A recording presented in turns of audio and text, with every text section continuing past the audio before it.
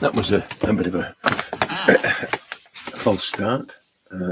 Out the blocks too quickly, I think. There, I still think this looks a bit out of focus in it. I don't know whether or not it's the light of it. I don't know.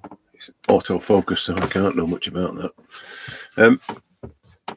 Yeah, so I found some charcoal. I was going to make some, but I found loads. So, and what it is that I make so much of it when I do 3 or 4 tins full, and I just put it in tins, and it gets forgotten about. So I found a couple of tins within, which is good. I was looking at this is the paper I always use for this stuff.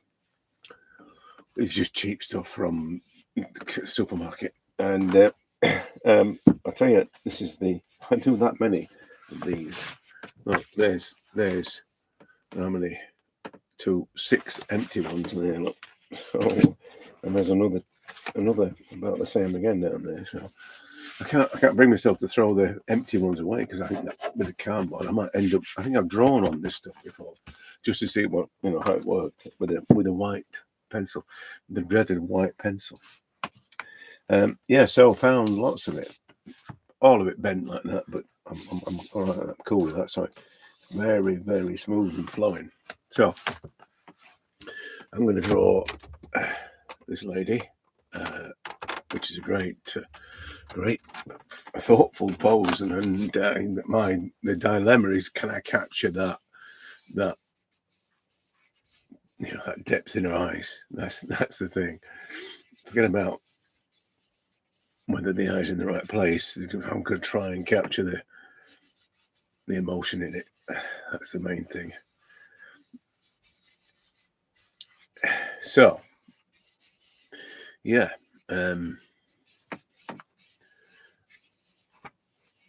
Interesting. I've just had a discussion with someone about methods, and bearing in mind what I was talking about in the last of the charcoal.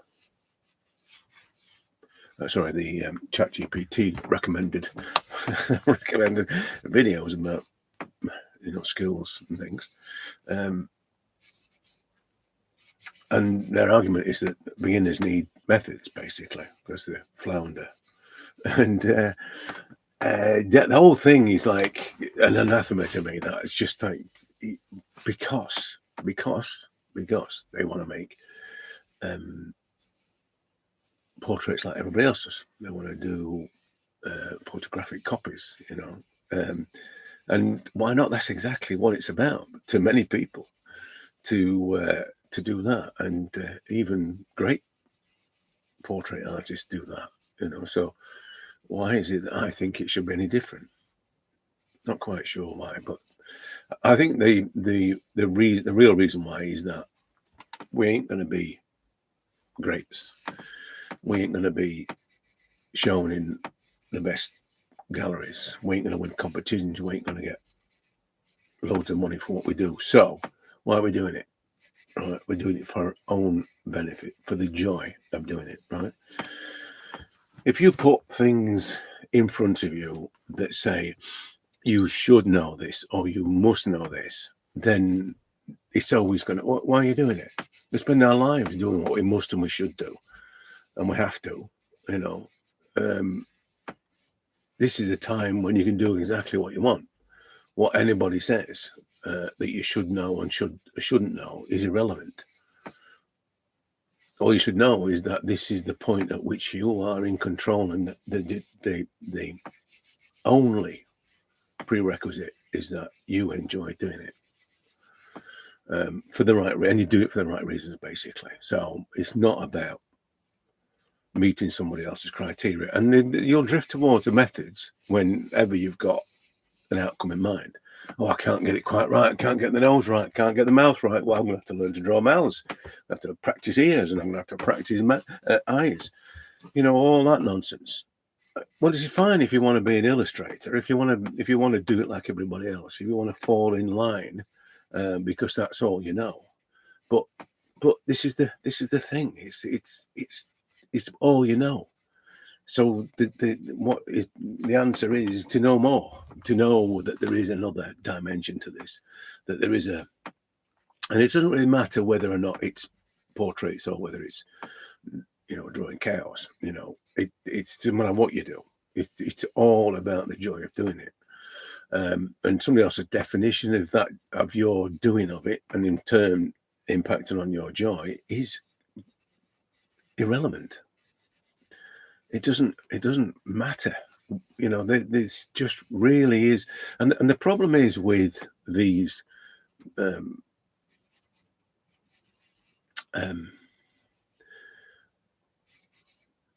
insistences of it must be done like this, or these are the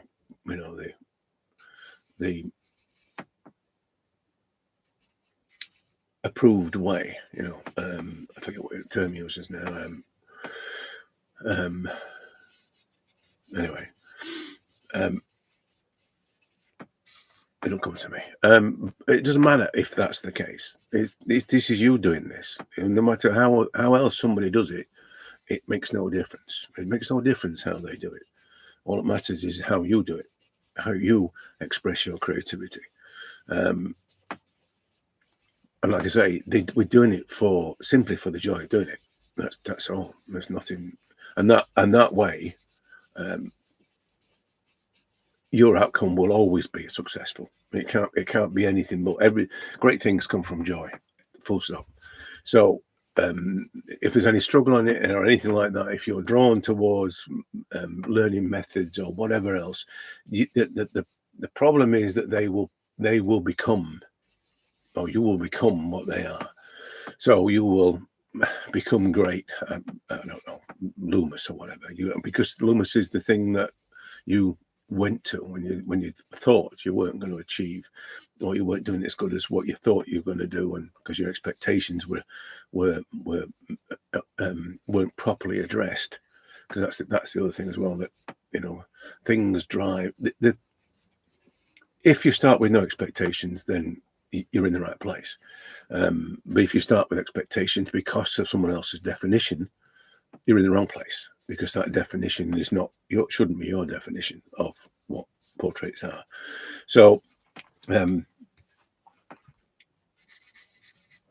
danger is with the methods thing is that you become method dependent, and particularly if you're a beginner. So that's a place where you would not start with methods, because you're gonna set the tone, if you know what I mean. It's going to be, whenever it doesn't work in the way you want it to, if you want it to work in any way particular, which you should never do. But let's say you're unhappy with the outcomes for whatever reason, you will run back to the methods, the idea that there's knowledge that you need to acquire. And I've said this many times, that it becomes a knowledge journey as opposed to a creative journey. You got to know stuff. You got to know stuff. And I know people have said to me, you need to know what you're drawing. Why? Why on earth would knowing what I was drawing make any difference to my response to this particular face, or this whatever it is I'm drawing? Why would knowing what it is? Surely drawing is about figuring out what it is. It's about understanding what it is. It's about trying to see the world through your creative eyes. It's not about thinking about it. Oh, it's round and spherical and therefore the light hits in this way, and all the kind of technical stuff that is completely useless. But as I said, there is a, and it's me, not anybody else. But I'm telling you from a point of view of, this is my experience. This is my from being that person that would always go to methods and then packing it in because I hated doing it, to somebody that just cuts loose and does it however I want to do it. And the pastel I did yesterday is a typical example. I have no idea why it ended up like that. I don't care about whether or not it's perfect this, that, and the other, but it's just, I'm fascinated by the way it's turned out. And I think that's, with all these, This is the first one in that set. With all these, it's just an adventure, and that for me is the way to approach it. I can't approach it as a construction, a method of getting things in the right place, a method of calculating, a method of the comparative measurement stuff. I can't be doing with all that. And I know people do it. I know I'm quite aware that it's a accepted approach, but it just, for me, it just seems to be the same thing I was talking about practice the other day. The same thing. It just seems to get in the way. I've got to get out of the way and let me draw something kind of feeling about it. I've got stuff to do. Stop distracting me when I want to. I want to respond to this thing. I want to feel this thing. I want to be creative. I want to harness my creative response. I want to do all those things. But if this stuff is going to get in the way, this need to know stuff, then I'm not going to bother. I just can't be bothered with stuff like that. It's like the guy said the other night. You're probably watching this as well, about it being intuition and instinct. Spot on that. It is exactly that. And let that drive your execution. The way that you go about doing this. Let that be the driver behind it all. And however it works. Let that do it. Don't go running off to finding a method that's going to tell you more about this particular element on the face. And chances are it's the very reason why you failed to manifest the nose or the mouth or whatever is because you're leaning on the knowledge that you've acquired over the years of what noses look like, and you're regurgitating that, and it's not the nose that you're looking at. It's a nose it's a composite nose that you've seen over the years. And that's the danger of prior knowledge, the knowing what it is that you're looking at thing. It's somebody else's nose that you're drawing. It's not the one that you look at in front of you. But there's this thing, like with the Loomises of this world, or there are other methods as well. I can never remember what there's. Riley, obviously, but I can never remember the rest of them. But the problem is they are generic. They are, that's the thing, and that's because that's what they were made for. Loomis in particular was an illustrator's tool. So methods like that, I know they're a bit extreme, but the other methods as well, the comparative measurement and all that sort of stuff, they are meant for construction. They are meant for more illustrative type of outcomes. And if that's, and I use this phrase with hesitation, if that's your bag, if that's what you want to do, then use comparative measurement. In fact, I'd always say trace. I've said this many times. Just trace. If you want to copy faces, just trace. It just doesn't seem practical to try and freehand something that you want to be an accurate replication. It doesn't seem practical to do that. Just trace the blooming thing. There's no shame in that. I don't see any problem with tracing. If that's your, as I say, your end game is a copy of a face, do that. It makes no sense to try and put yourself through any kind of agony trying to get things exactly where they need to be, etc. But people do. People still want photo replications, but they're trying to do it freehand, and I think that's a complete nonsense. I'd be all over the tracing of that one. So, but as I said, it's methods are, particularly if you're a learner, just a beginner, do not go near methods of any kind. But how do you get things in the right place? Well, why is it important?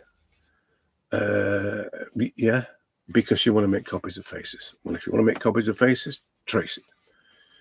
Obviously, if it's a live scenario, then it's a different, it's a different ball game. But you're going to have to you're going to have to learn to see if it's a live thing, and getting things in the right place is a seeing thing. It's not a mechanical thing. Seeing with accuracy is your goal, because that's the thing that feeds everything. Seeing tone with accuracy, seeing color with accuracy, it's everything. Things in the right place is this only the start of seeing accurately. But that's it. And then the only way you're going to do that is practice. To learn to see. But personally, I'd say that practice is just doing it. It's not sketchbook practicing. It's just doing it, and that. So long as that's done with the right intentions, with a response, human response, connection and response thing. As long as you're done with that, you'll always hit the mark, regardless of whether the eyes are in the right place. It's kind of almost like irrelevant that the eyes aren't quite lined up. You'll see some great portraits. This is another thing I was saying about, you need to widen your horizon of what portraits are, and then decide. But you'll see some great portraits where their eyes are all over the place. You'll see some great portraits, or you'll see portraits where the eyes are all over the place, and whoever drew them will mechanic the whole thing. So it'll be highly finished and highly stylized. You'll see a lot of that. I always think that is just gimmicky. It's I think the thing about styles is that they do become gimmicks. They become something that loses the artist. So as soon as you've got the style sorted out, everything you do after that is in that style. I think style is a consequence of your intention. It's not a deliberation. And if I have a style, then it's not something I'm aware of or even trying to replicate. My primary goal, my primary aim is just to respond to this face, to capture the emotion in this face. That's all my primary concern is. How these marks are made, whether they're blended or not, or whether they're super accurate even, is irrelevant.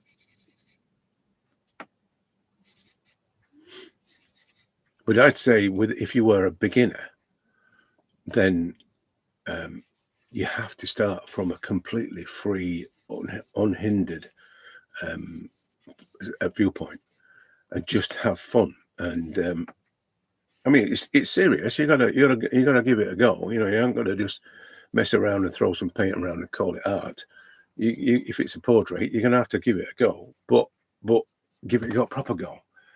Get rid of all the stuff that's been built up over the years of, this is where the eyes line up and it's all divided by this, that, and the other. Really look, really examine what's in front of you, and if it takes you a day to get things looking right, shall we say, then it takes a day. If it takes a week, it takes a week.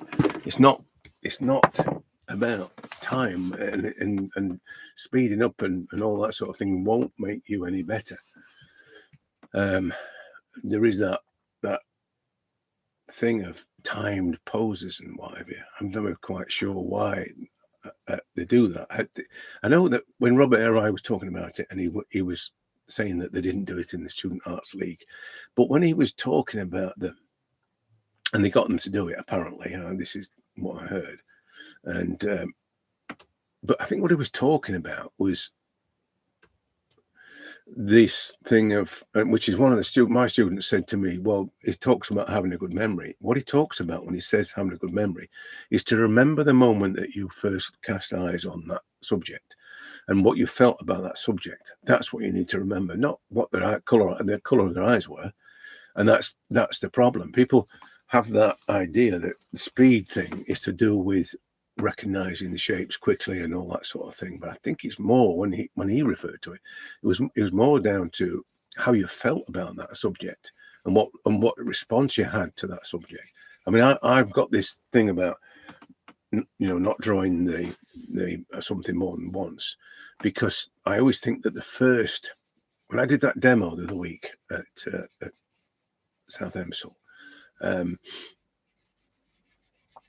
I just went for it. I do what I normally do, but even more rapid, because I was talking and it was, I was trying to do it between talking and not sort of standing there in silence. I think that's always, if you're doing a demo, I don't think kind of a silent movie type of approach is a good idea, but I was trying to be practical as well, because in the previous time I did it, they said no, it wasn't practical enough. So I told them lots of information, but it was not what they wanted. They wanted it to be a practical thing. But anyway, so I did a drawing of this guy, and as I said, it was a rapid thing. So when I came back, I thought, and a lot of people do it, just tidy it up or even do it again, just because it was a great subject. And I couldn't do it. I couldn't do it because I'd made the connection with that subject once, and I felt that my response to that subject was in that first time I connected, and any other time after that would not be that first connection, would be that first impression thing, which is like the thing about making a first impression thing, and how we can assess somebody's persona, their personality within seconds. It was that. So basically, I couldn't do it again. I couldn't. It wasn't possible for me to do it again. And that's it. That's the thing, I think, that really drives everything. So when you're a beginner, not knowing that that's the important bit, you do go and lean on methods because somebody else says that's what you should do. You should know these things, they'll say, and that's the problem. You don't know whether or not no one's ever told you what you should know, and the fact that you shouldn't know anything. That's the truth of it. But there's this, I don't know. As this guy said, that beginners are overwhelmed or floundering with all the not knowing where to start. It's just like, it's just, there is no definitive way to start this. We just I suppose there is. The first thing is get to know the subject, connect with the subject. That's where you start. Once you've connected with the subject, everything else falls into place. As to whether or not there is a procedure, a method, or whatever else that you think you need to know, there isn't anything that you need to know. You just need to do it, and your intention will drive the necessary skills, or your acquisition skills. Your intention will do that. So if you say, oh, I connect with this person and I see this person, you've got to, obviously with an emotional response, you have to see past the shape of her eyes. You've got to basically see, and it's not even considering it to be an eye. It's the components that make the eye that's your concern. So, and they may sometimes not be the components that actually define the eyes, which is what I was talking about on that on this one on this morning. And when I did this, I was talking about this. So if I got some kind of method in mind, and I'm going to just draw the socket and I'm going to draw the eye and this, I'd never get anywhere near that. I'd never get anywhere near that kind of suggestion and implication, because I was too busy trying to work out the shape of the eye or the shape of the socket. All I'm concerned with is all those crazy shapes and how they all relate to each other, whether it's in terms of color, obviously their location and size, but with its color or its tone, that's all I'm concerned with. A bunch of shapes that will inform, if you like, but more often more accurately, they will capture what I feel about that eye, when the way I see that eye. So I'm not getting anywhere near technicalities. But as I said, that's again one of those things, and it's like, so you're going to go and learn all these methods, and then basically think you've got to apply all these methods, and they'll infect the way that you approach the drawing in the first place. There's all kinds of problems that come from that, and in the end, you're just doing somebody else's bidding in a way. You're doing it how they would do it. You've got to really, if at some point there's a requirement, like I talk about the dots. So there is a requirement to get things in the right place. But I arrived at those dots. I'd already got something of an inkling as to how to do that because of my studio life. But they turn it into dots. I told you before, going from the ticking into the dots. Arriving at the dots was just part and parcel, mainly about students, because I wasn't really needing to do it, but it was mainly about students not understanding how the ticket in would work. So it was simpler to talk about dots in terms of dots. But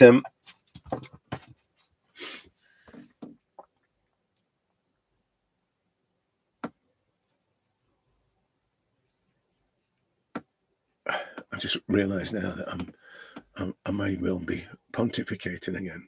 I've just tried to kick that habit of,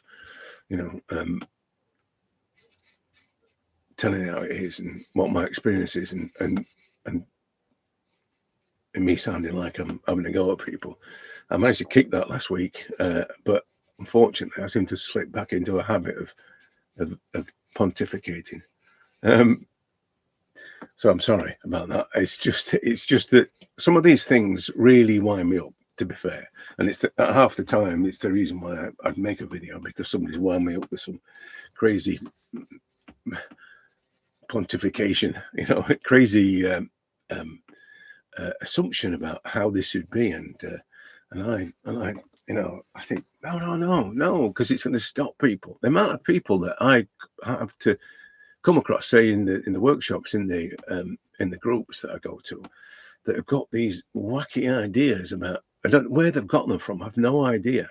They just think it's how it should be, and just. There was one woman the other week, and she was drawing this face of this. I mean, she got for all the major problems. She was working on the flat in front of her, and she wasn't far enough back from it, and cheap paper, really cheaper than what I use, and she was struggling, and bad pencils, and it was a catalogue of errors, poor lass, and she was just drawing these eyes, and I said, well, why do you draw eyes like that? She literally was drawing ovals and whatever else, And I said, why do you draw them like that? Well, she got oval eyes or whatever it was. This guy's got, it was I can't remember now. It was a friend anyway. She was drawing this fella. And she said that's the shape of eyes. And she literally was drawing, that kid thing where they draw them as ovals or almonds or whatever it is that they describe the shapes as. And she was doing that, and just because she'd seen that's how it was, and whether or not she remembered that from being a child or whatever else, she was doing exactly that. And that was probably an extreme of what we're talking about. A lot of people have a bit more sophistication about it. It's not just simply an outline that they're drawing.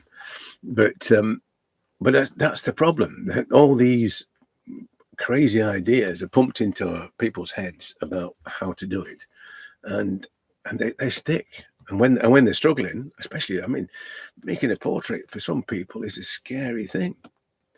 It's I don't know why, but it is to a lot of people. It's a scary thing, and I'm lucky that it's, for me, it's not. It's not, and people are always, because you've done it so often and whatever.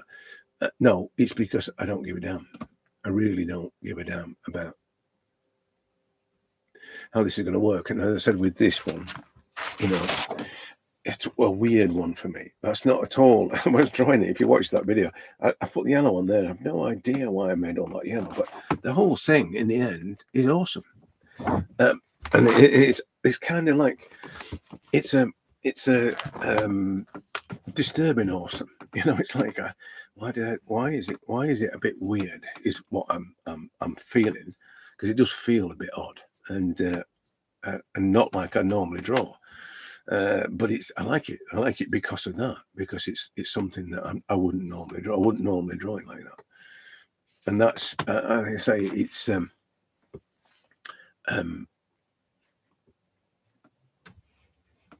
let me just get this this chin right. Yeah. And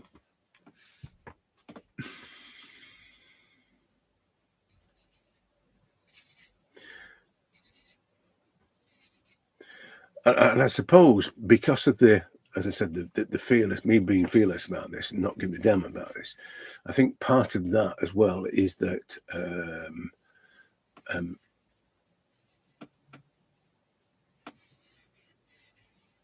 I can't have any rules. I can't have this is how it's always done, you know, the method thing.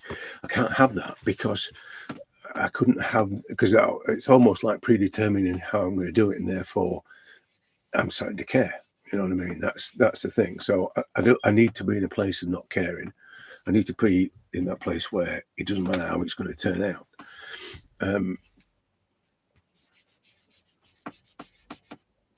And if the, you know, my desire is to make replications, is, you know, my creative intention is this idea of replicating faces, I will end up doing that. I mean, it might not be straight away, but it will. My skills will develop accordingly, and that's kind of inevitable.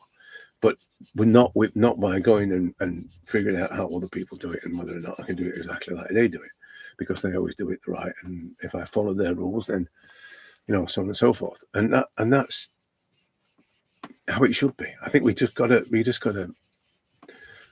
you know. And this is the thing, that when I first started doing these, and I was doing these online ones there was a lady, and I think she's in New York, and she always said it's really hard to cut loose, because I'd say just do it, just don't spend too much time thinking about it, just do it. And she said she found it really hard to do that. And that again is one of those, you know, those things that might drive someone towards methods, towards guaranteed outcomes, towards a way of doing it that will guarantee that they'll be able to get the eyes in the right place, or whatever it might be.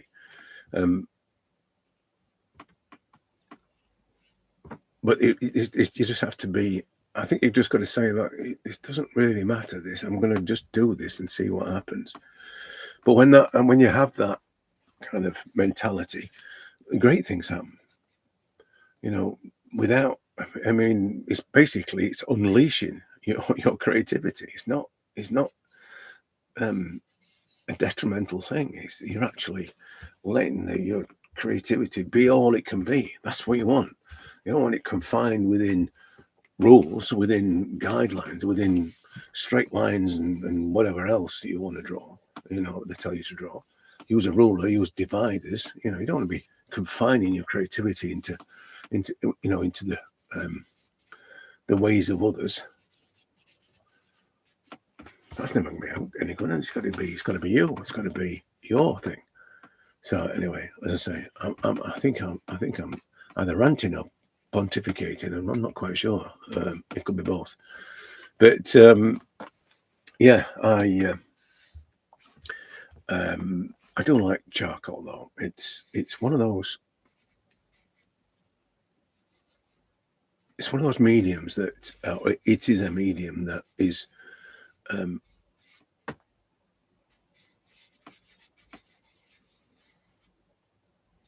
really forgiving. It's like I'm here to help kind of thing. You know, you feel that with it. You just feel as though it's not.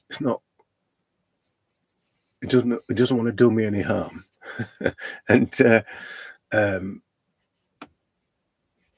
all it can do is just assist in the, in this. It just feels right.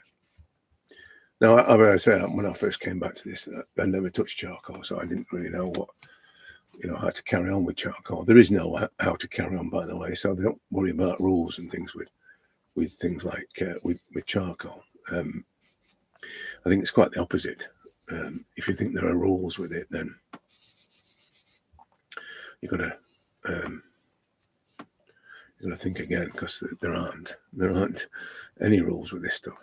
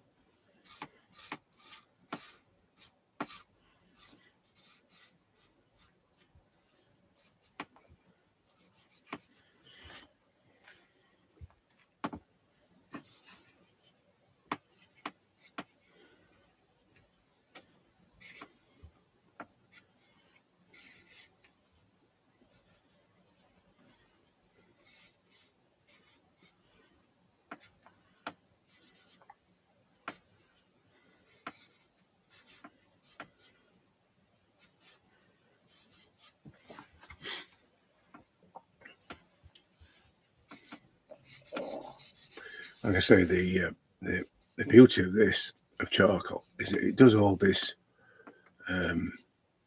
tonal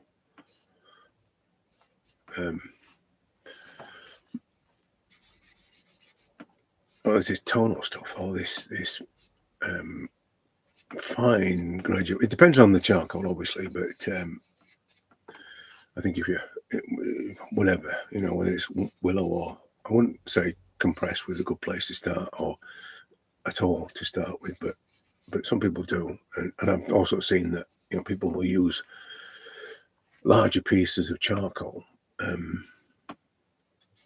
compressed charcoal. So I think it's each their own, really. If it works for you, then do that. I don't think there's any. I mean, I prefer the homemade stuff, but only because it's all I know, really. I tried the compressed, the nitrum, and I tried the various brands of willow and vine, and not really been happy with it, mainly because of what I get from this. So it's not that they're not any good, it's just that I'm used to working with this. But yeah, it's the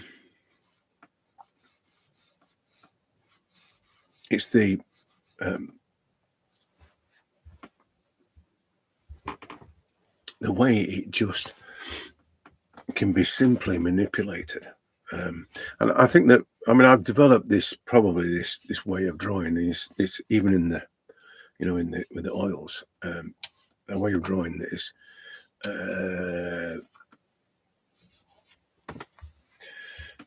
much more relaxed. I'm not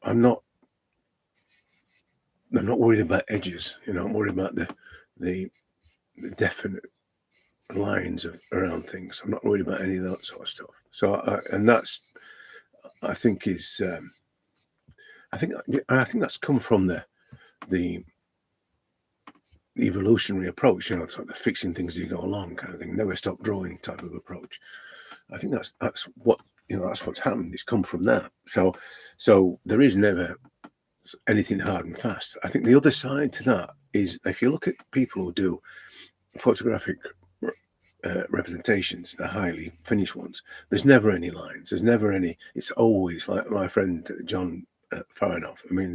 There's never any lines where things finish. It's just tones seem to either butt up or they blend, or and if you look at that and then apply it to what I'm talking about here, which is this, there's never any hard edges to things, and there's never really a definitive shape as such, and it's tones that define the shapes. And it's a similar kind of thing, except mine's much more relaxed and not as I'm not attempting to make photographic replications, but the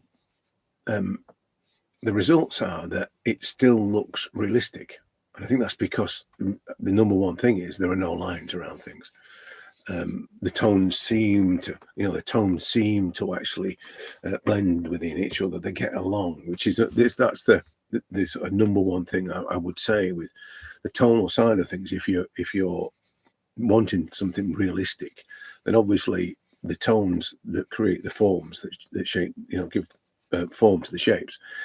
That's where you need to focus and to see those relationships of tones. But that's back to the visual comparison. The visual accuracy thing. There is a comparison thing, obviously, but it's not what you think in terms of the comparative measurement thing. It's not that. You're comparing the position of things with other things, just simply on a visual basis by what you can see. And that in a way is a learned thing. That's it's not something that you cannot do, because it's that same thing that we can all do, which is it's another one of those skills we've already got. Basically, if you're looking to pull out of a junction, you can see a car coming towards you. You know how fast it's going. You know whether or not it's going to get to you before you pull out. You know all that. It's the same skill. It's the same skill that you're going to use to work out where things are. So you're already be able to see accurately. It's just you think it's different because it's a face and you're trying to work out where their eyes are and all that. So it's the same visual skill. If you can work out how far away a car is, you can work out how far apart eyes are, or whether or not they're lining up and all the rest of it. It's the same skill. It's just seeing. It's just we forget how to do it. And when it comes to this, we sort of panic and think, oh, there must be a method. There must be a way. Give me a number. Give me a formula. And it's just wrong. It's wrong. Well, whatever you depend on formulaic or constructive processes, you'll always go back to those things, whether it's about color or whether it's about other,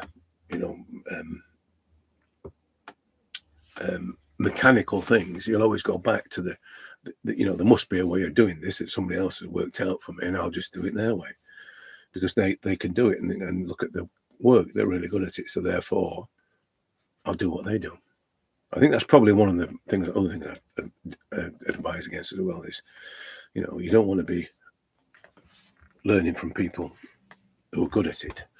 We do, but what I'm saying is you don't want to be learning from to be like them.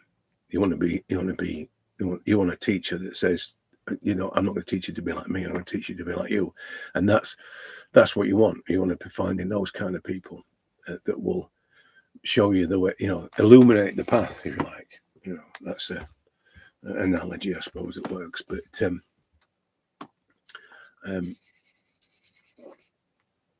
But when they point you towards methods and formulas, then just walk in the other direction, because that's not going to help you.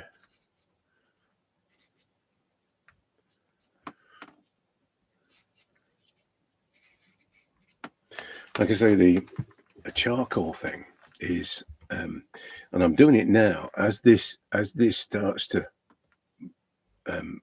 develop, if you like. There are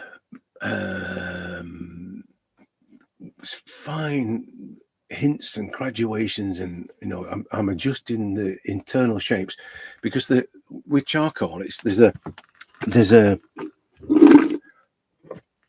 most of the people that send me things, they only they have kind of an on and off arrangement with charcoal, and they're black and grainy and fractured lines, which they then either smudge to make tonal differences, or they hatch to do it. And which is fine, and that's probably some of the basics. But the other thing about charcoal is this other depth. So within the actual tonal areas of charcoal, there is more depth to it. It's a lot deeper. There's a lot, and it's much more subtle as well. That's the thing that you need to exploit. That's the thing that I think is what makes charcoal special. This is not the bit that this is not the thing that allows you to make super smooth, super blended photographic drawings. It is, but it's not doing that. You lose these internal subtleties. So it's the depth of those tones that fascinates me, and that's the bit that I think is the makes. And I'm doing it now. It's happening on this thing underneath there. There's just they're not necessarily accurate lines or accurate tones, but there's something happening within the tones that is very subtle, and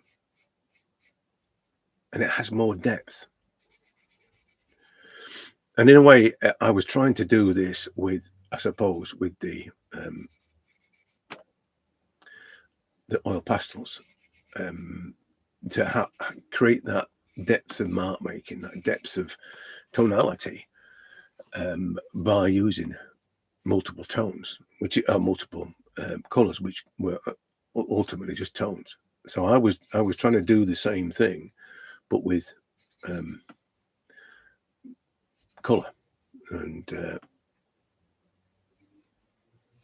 which is what I was saying about that one this morning, where I was just basically, it was colored, as far as I was concerned, just colored charcoal that I was using, not oil pastels.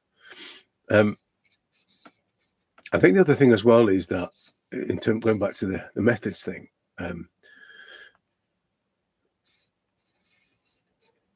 part of this is the, with it being a responsive thing, the response drives what I do. I get unexpected things happening, and I'm aware of them, and I like to leave them if I can. And I don't think if you were method orientated, you wouldn't see those things, because you was too busy getting to the end game with the method. The method said it has to be this, that, and the other, and so it's not finished until you've run the method to its extent, to its end. So you don't get the serendipitous marks. You don't get those marks you think, that looks awesome. What's happening with the eye, for instance, not at all technically drawn, but I've just tidied up in the studio as well, so no cat hairs at the moment. So when I drop my rubber, I don't get covered in cat hairs or charcoal. Cat hairs and charcoal. There's a combo. That's actually the title of my memoirs. Cat hairs and charcoal.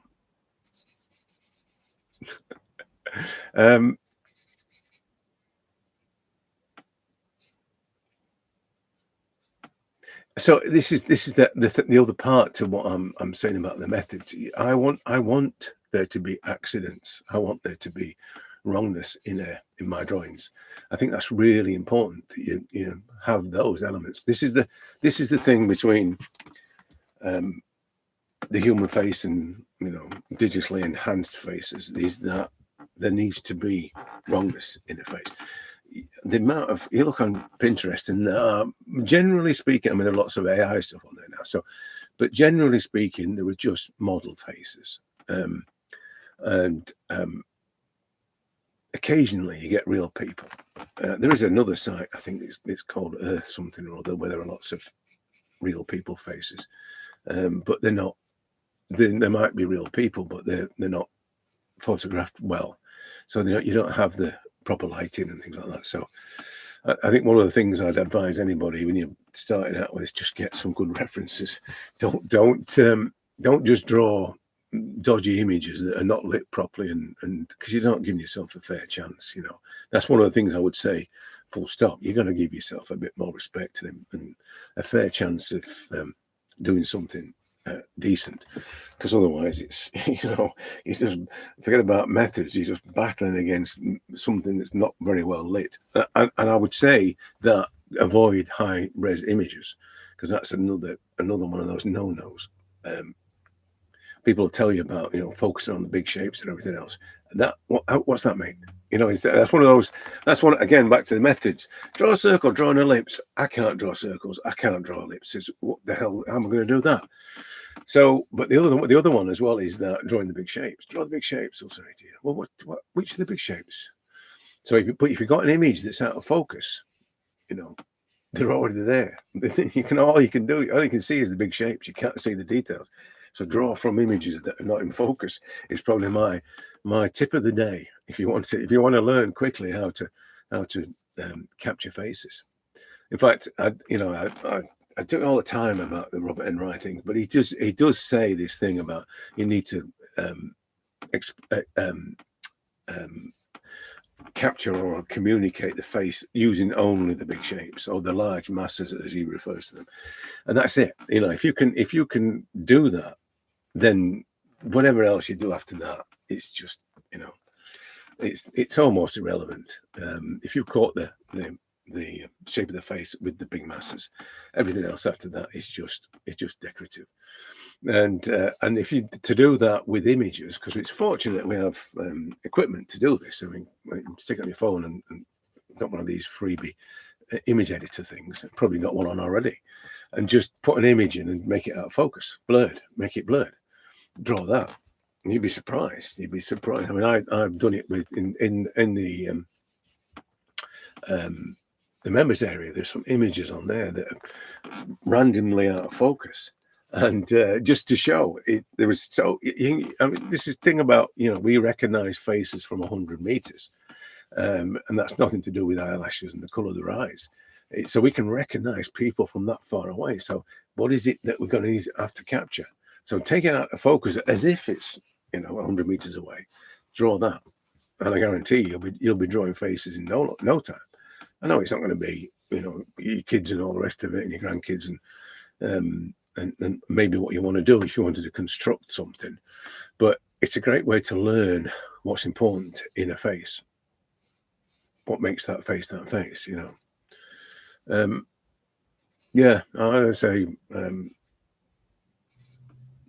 the whole formulaic, constructed and method approach it's always been a bugbear for me. It's always on the early ones, you know, I'm not against them at all. I just think that if people are led to believe that the only way they're going to be able to do this is if they know all these methods and techniques and skills and whatever else, then they're probably not going to either A, not enjoy it, and B, they may not even continue with it because they're just bogged down by expectations of knowing stuff. Somebody said the other day about what this comparative measurement. She said that, you know, it's difficult to remember all these things, but once you do, and I thought, well, why bother in the first place? You know, it wasn't like she was a great artist or what she came out with was worth all the effort. So you know, it's why. If it's a problem, if it's something that's difficult to do, don't do it. No, this is not about being, as I said to you earlier, this is about you enjoying it. That's all it's about. It's never about anything else other than your enjoyment. The joy that you get from doing this is all that matters. I'd even say that, you know, the outcome is irrelevant. It's irrelevant for a long time before it becomes relevant. And when it does become relevant, it's irrelevant. You know what I mean? You've learnt that an outcome isn't the major reason for doing it, and consequently, it just becomes, yeah, so what? You know, I'm like that with mine, and I stick them in a folder and then forget about them and move on to the next one. You know, and I think that's a great way to learn. You know, it's sort of, because otherwise you're hanging on to every outcome as if it's, and the other thing about outcomes is that they can be like people liking it and people buying your stuff. They can limit your growth. So assuming you get to an outcome and in some way you're over the moon with it and for whatever reason. I mean, there's many reasons why you might like it, and it might be the wrong reasons, but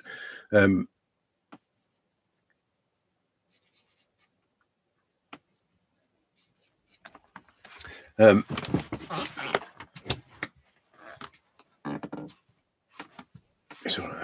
I'm just a bit close to it. I'm a little bit close to it, so I need to do a little bit of adjustment, a bit of eye surgery, I think. A bit of eye surgery on that. So we don't, hold on. Just hold still a minute, will you? It won't hurt. Right.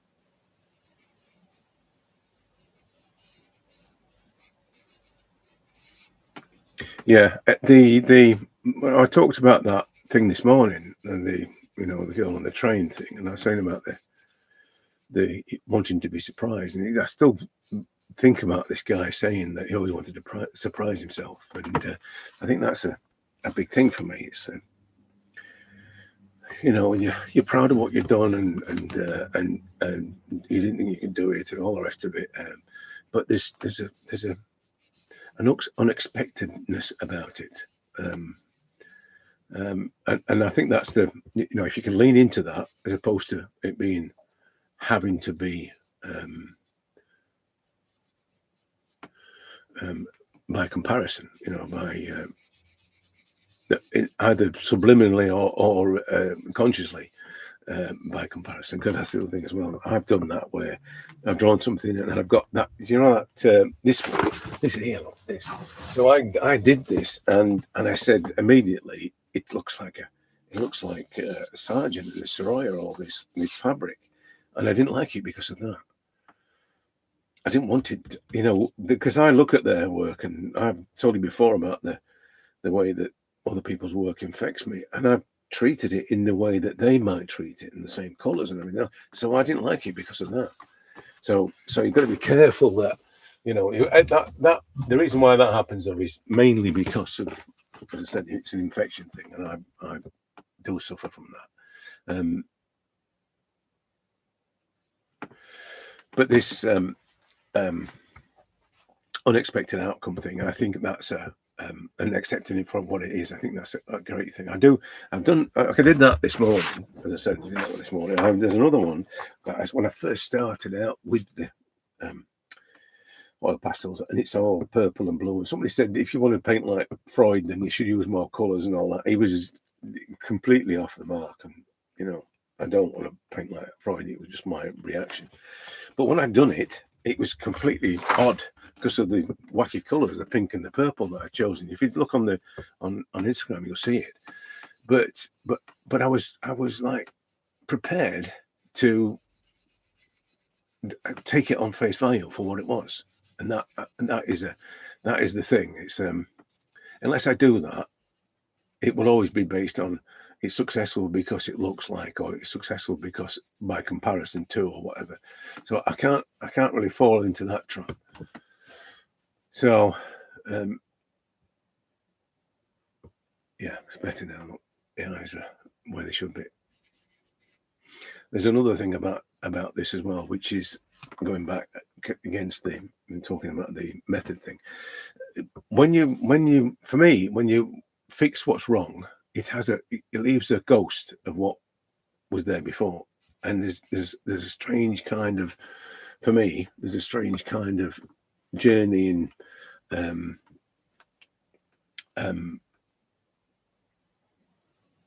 history within the development of the drawing.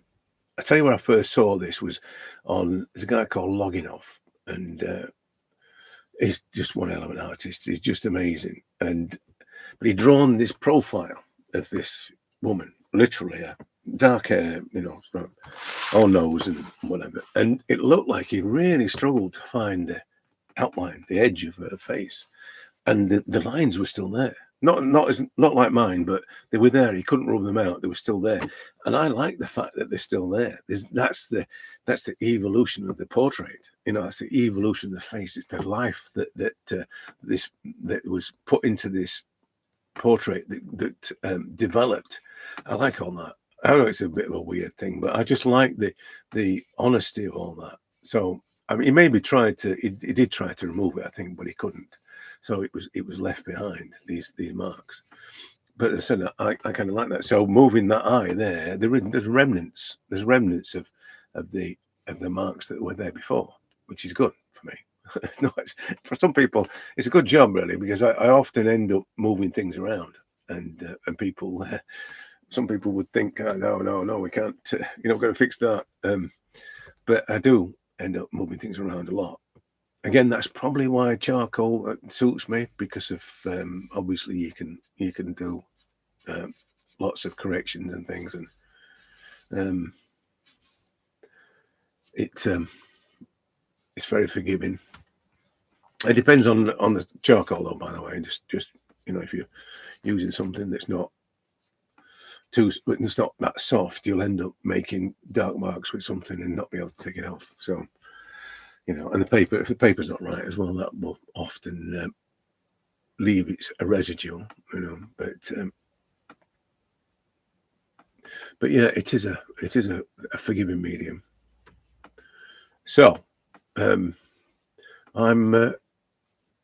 not that far off finishing it. I'm going to just tidy everything up, I think, with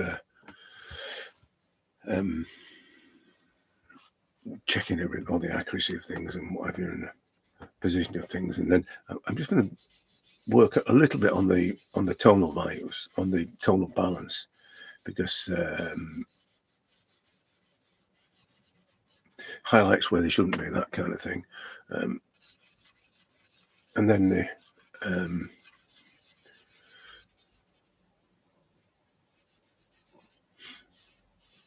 let me just sort the size of that out, and then I think the mouth might be a little bit big. It's there to there, and I'm looking at that distance there, that one there, but it might well be there. It's that. Yeah, might just be that.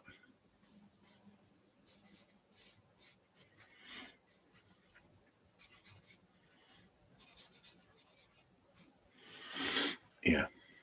So that's what I'm going to do, is just fix the tones.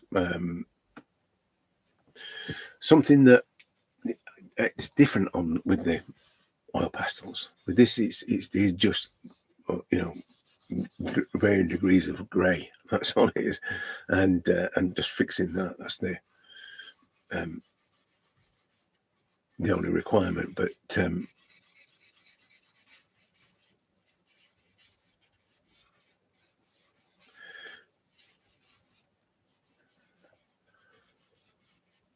yeah, tonal balance is it's another one of those things. It's like I didn't really spend a lot of time learning about this stuff, but for some reason it seems to be apparent that things have to, the tones have to balance in order for forms to,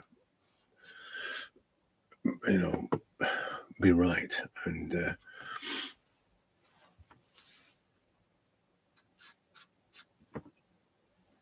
it just, as I say, it just evolved that way. But that's only because of the I think the not knowing thing, and then we're faced with it's all about the value scale and all that sort of thing. It immediately seemed like the wrong thing, because I'd already figured out that the tones needed to balance in some way and not replicate, because there are times when you can't, that thing where the charcoal that you've got won't replicate or the paper won't allow you to replicate the values accurately. So you've got to, in some way, get the relationship with the tones, create the form as you see it, but you're not going to be able to get to the values that you see before you. You just have to work out the relationship. And I think the people that do that best, albeit through hatching, are people who do it with ballpoint pen. So they're able to find, just with one colour, they're able to find tonal balance. And obviously it's just hatching, but it's just understanding how to create the tonal levels. And of course, the other thing about ballpoints or graphite is that this control. You can just put layer after layer after layer. You see people doing that with graphite, layer after layer after layer, as they gradually and they just delicately build up. So there's complete control over the tonal values, which for me is the opposite of what I want. I don't want control. I want the uncontrolled feel about it, which is the when people talk about it being loose, what they're talking about is it's not controlled, it's expressive, as they say. I always think that's an insult when people say that, but people do refer to it as a more expressive way. I think responsive is what I'd rather call it, because that's what it is. It's a responsive way of working, but and the marks are responsive, but not simply expressive marks, because it can mean a multitude of sins. Can be expressive marks can mean many things. Anyway, as I say, I'm done. I'm going to tidy everything up, make sure the lips in the right place, just fix the size of things a little bit. The eye, for instance, the bit in the corner there, and just to get it a little bit like that, and take out the blackness of it as well. Sometimes when I see this, I saw someone today doing it, and I'm tempted to say to people, just be careful. Things like there aren't definite blacks on eyes, for instance. People make eyes definitely black, and I've figured out early on when I was drawing it, and often you'll see me on the early ones just tapping it off, and it just takes off a layer and makes them slightly less dark. But you're amazed. It's back to the depth of tone on charcoal. You'd be amazed at how much difference that makes just simply by just tapping it off. So there's a bit of that to do, and just to, as I said, get things a little bit more accurate. That's all.